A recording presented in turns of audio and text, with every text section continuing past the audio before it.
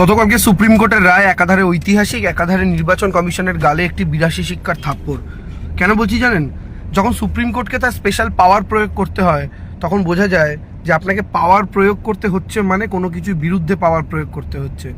আর সেই বিরুদ্ধতাটা এখানে ছিল নির্বাচন কমিশনের ইচ্ছাশক্তি, যে ইচ্ছাশক্তি হচ্ছে সমস্ত ভোটারকে, বেশি সংখ্যক ভোটারকে ইনক্লুড করা নয়, বরং যত বেশি সংখ্যক ভোটারকে বাদ দেওয়া যায় সেই এক্সক্লুশনের প্রসেস। অথচ আমাদের গণতান্ত্রিক সিস্টেমে নিয়ম যত বেশি সংখ্যক মানুষকে গণতান্ত্রিক প্রক্রিয়া অংশগ্রহণ করানো যায় সেটাই গণতন্ত্রের জন্য মঙ্গলজনক।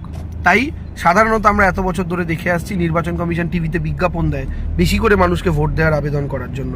কিন্তু আজকে অদ্ভুত ব্যাপার আমরা দেখলাম যে মানুষ যেন ভোট দিতে না পারে, যত বেশি সংখ্যক মানুষের নাম কেটে দেওয়া যায় সেই চেষ্টায় রত নির্বাচন কমিশন।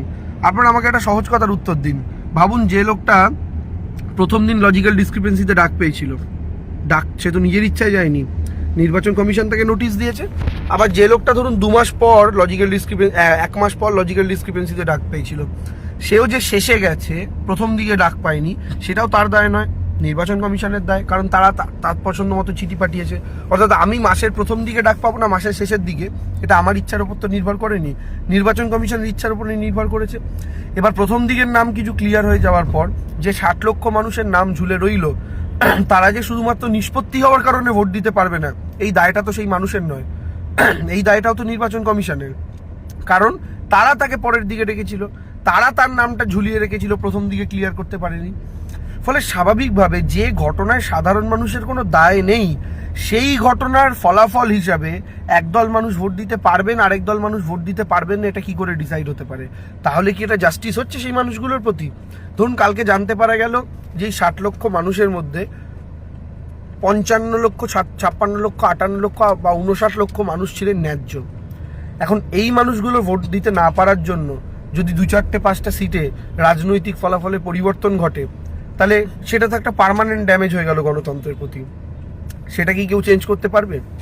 আমি প্রচারের জন্য চুচুড়ার বুথে বুথে ঘুরছি, প্রত্যেকটা বুথে এমন 2-4জন করে মানুষকে দেখতে পাচ্ছি যাদের নাম কাটা হয়েছে, এমন 2-4জন করে মানুষকে দেখতে পাচ্ছি যারা দীর্ঘদিন যাবত এদেশের বাসিন্দা, যাদের মধ্যে কেউ পাসপোর্ট জমা দিয়েছেন, যাদের মধ্যে কেউ বার্থ সার্টিফিকেট জমা দিয়েছেন, যাদের মধ্যে 2002-তে কারোর বাবার নামের সাথে ম্যাপিং করা, কারোর ঠাকুরদার নামের সাথে ম্যাপিং করা, কেউ নিজে 80 বছর বয়স, 50 বছর ধরে পুরোহিত, ঠিক আছে, ওই এলাকার সবচেয়ে পপুলার পুরোহিত, তাদের নামও পর্যন্ত বাদ দিয়ে দিয়েছে শুধুমাত্র রোহিঙ্গা ধরবে সেই নাম করে। কিন্তু আর একটা অদ্ভুত ব্যাপার হচ্ছে যে যাদের নাম বাদ দিয়েছে তাদের অধিকাংশ ক্ষেত্রে দেখা যাচ্ছে যে গরিব মানুষ, অর্থাৎ লেবার ক্লাস, যে মানুষগুলো স্বাভাবিকভাবে তৃণমূল কংগ্রেসের একটা বড় অংশের সমর্থনের বেস, যে গরিব মানুষগুলোর জীবনে মমতা বন্দ্যোপাধ্যায় বিভিন্ন প্রকল্পের মাধ্যমে পরিবর্তন এনেছেন। ওরা ভেবেছিল ভোটার তালিকা থেকে তুমি গরিবকে যত বাদ দিতে পারবে, মানে 100 জন গরিবের মধ্যে 80 জন গরিবই তৃণমূল কংগ্রেসকে হয়তো ভোট দেয়। সেই পলিসি অ্যাপ্লাই করে সবচেয়ে বেশি সংখ্যায় আক্রমণ নামিয়ে আনা হয়েছে কিন্তু গরিব মানুষদের ওপর। কারণ খুব স্বাভাবিক, গরিব মানুষদের ক্ষেত্রে একটু অসচেতন মানুষ যারা, তুলনামূলক অল্প শিক্ষিত মানুষ যারা, তাদের ক্ষেত্রে অ্যাওয়ারনেসটা কম।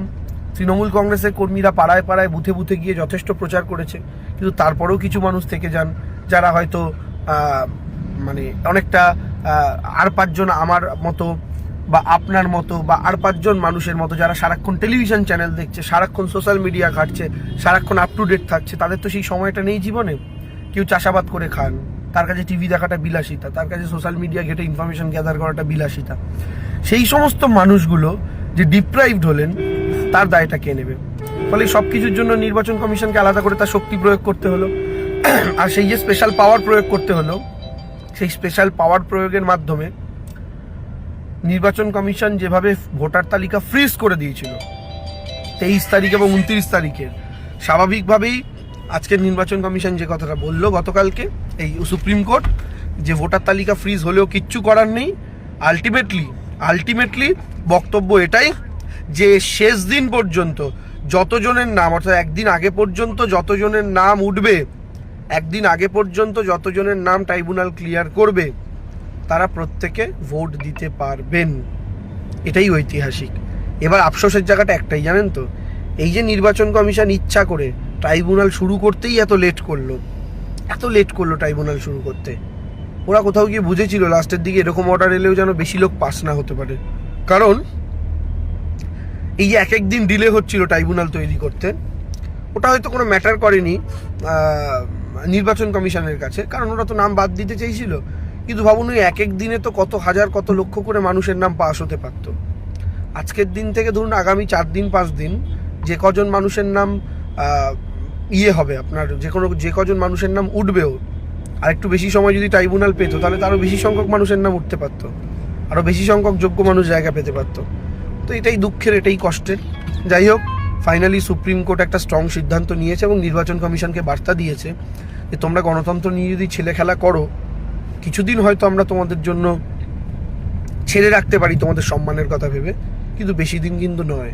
কারণ ভবিষ্যৎ এই নির্দিষ্ট ইনস্ট্যান্সগুলোকে তুলে এনে, উদাহরণগুলোকে তুলে এনে ভবিষ্যৎ প্রজন্ম কিন্তু ইতিহাস পড়বে।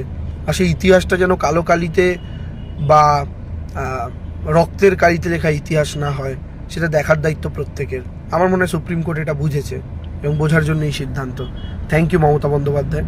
আপনি এই লড়াইটা যদি না দিতেন, আপনি যদি সুপ্রিম কোর্টে নিজে না যেতেন, আপনি যদি ক্রমাগত এসআইআর বিরুদ্ধে এই ফাইটটা না করে যেতেন, তাহলে এইটুকু অধিকারও হয়তো ছিনিয়ে আনা যেত না। Thank you very much.